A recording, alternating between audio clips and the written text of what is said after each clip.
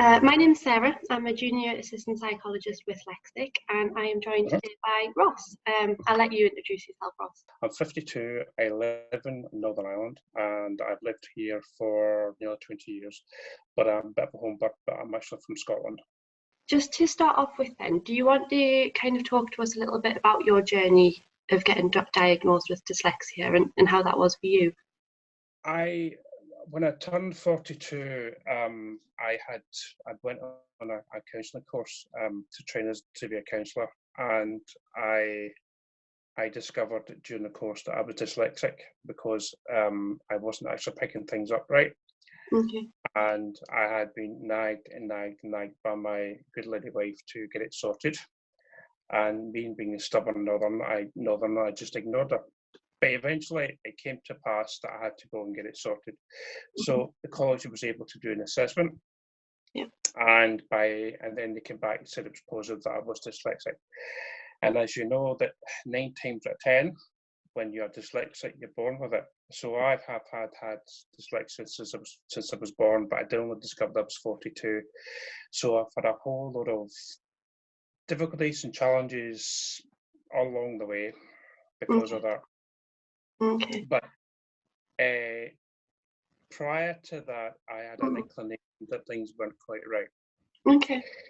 Because I actually picked up a book on holiday, and it was about a chap called Sir Jackie Stewart.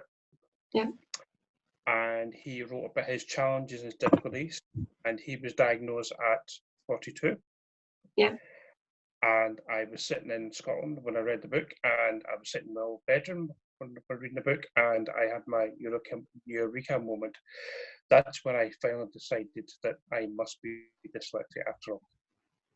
And since then, I have been trying to find information related to dyslexia for adults. Okay.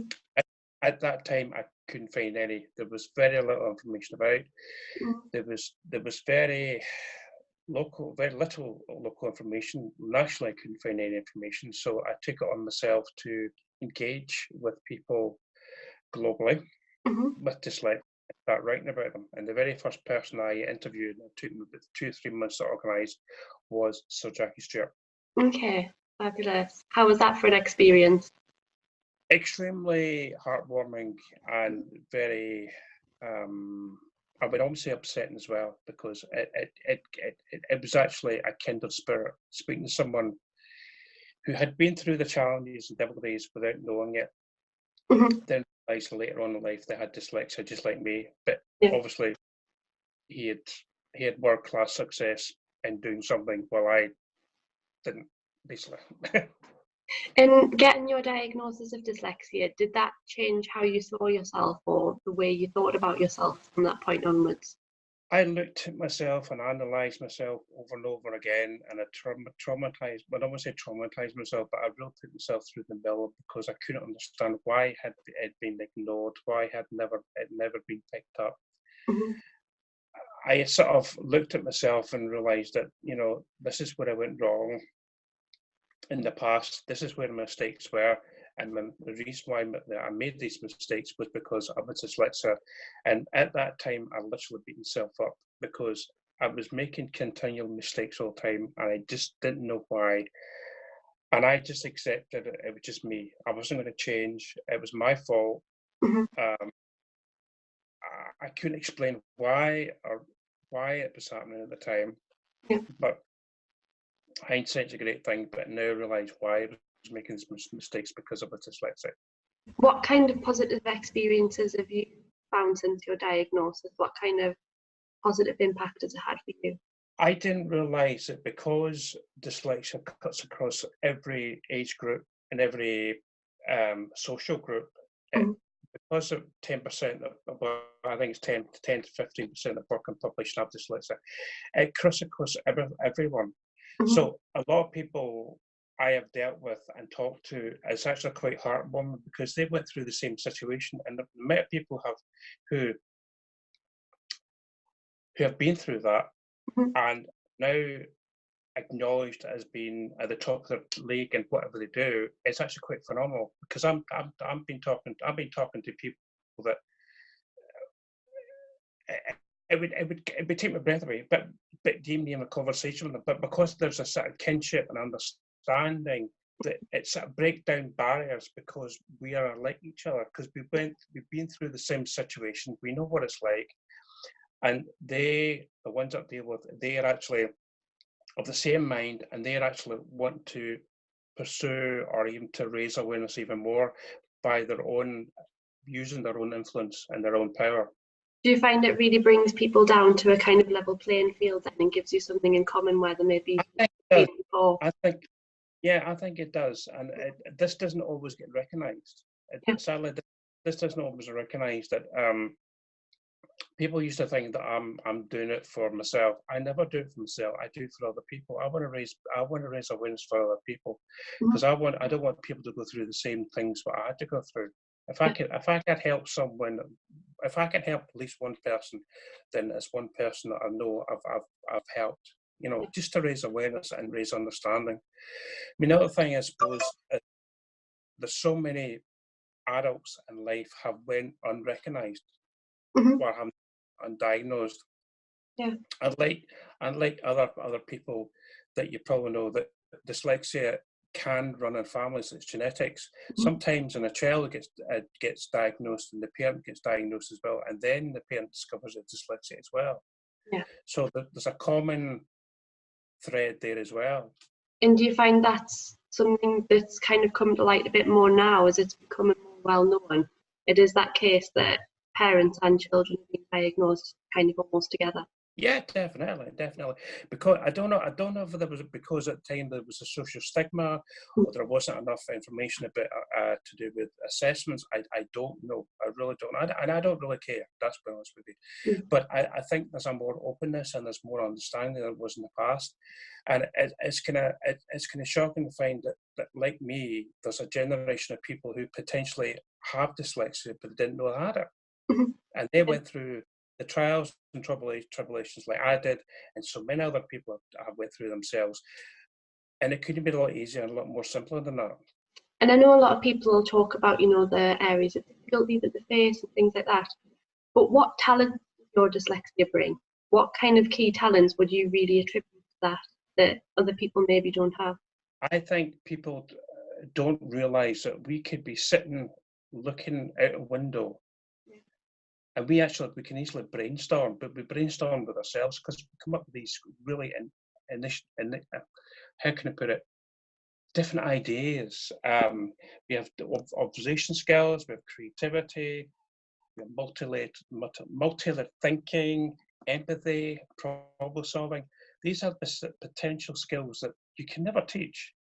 You've either got it, you haven't got it, and a lot of people with dyslexia have got it, but that does not get recognised. I was hoping you could tell us a little bit about the work that you do and how you think maybe your dyslexia has influenced that as well. I work for the civil service, and I am part of a network within the civil service that helps people within the civil service. Okay. I find it quite interesting because I'm actually dealing with people in a global sense within the civil service. And it to me is you're sitting at the top table with people that are much higher grades than you, but again, they have the same situation as you, that they have dyslexia, they have the same problems. And I find it quite uplifting. Yeah. Because you're on the same wavelength as them. They may be in a much higher grade than me, but they asking me and I'm asking them, which I just find uncomfortable. But I think there's a certain level of kinship there because we're all helping each other, and it makes life a bit more bearable. Definitely. And I know from talking to you previously, you're obviously really interested in research as well. And one of the areas you mentioned was about the fifth industrial revolution and how that's potentially going to affect people with neurodiversity going forward. Do you want to tell us a little bit about that? Because I know that was something you were interested in. The skills for the future, because of AI, artificial intelligence, it's moving towards that. We're going to be more dependent on computers than any other time in our lives. But being dyslexic, it means that we can be able to, we have things, specific skills like improved pattern recognition. And people just have dyslexia, they have ability to see how things connect to and to form complex systems. That fits in so much with computers. Yeah. We have good spatial knowledge to be able to think 3D. If we only think in one dimension, then we're not going to get a fuller picture. But because we don't stick to the linear model, we tend to be able to think outside the box.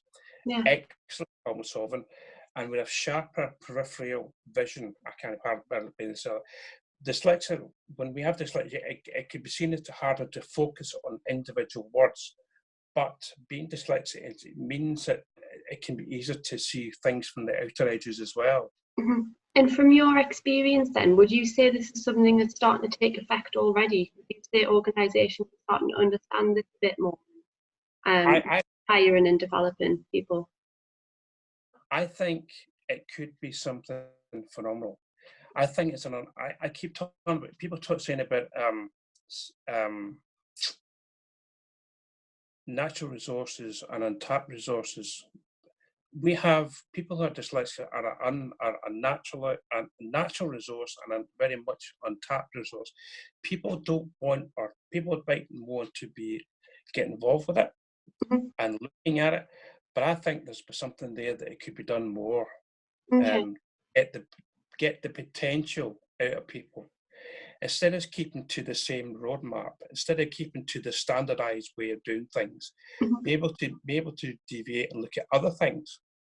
Yeah. I think when you start thinking outside the box, if you look at different areas, you might be able to see potential in employing the services of people who are dyslexic. Dyslexia doesn't refine you. Dyslexia shouldn't take control of your life. Just because you think differently doesn't mean to say that you're any different from anybody else. As Sir Jackie Stewart said to me a number of years ago, if we were all the same, life would be so dull and boring. People with dyslexia add a new mix to it and make it more interesting. Yeah. Because we think differently, we might act differently. We're not different. We're different, yes, but we're naturally different. And sometimes because we're different, we're naturally gifted in different things, but it doesn't necessarily mean that it fits in the same mold as everybody else. You're never going to fit a square peg in a round hole. But people to be able to understand and respect that we have specific gifts, but they must understand that it's there to be used, but we're not there to be abused either.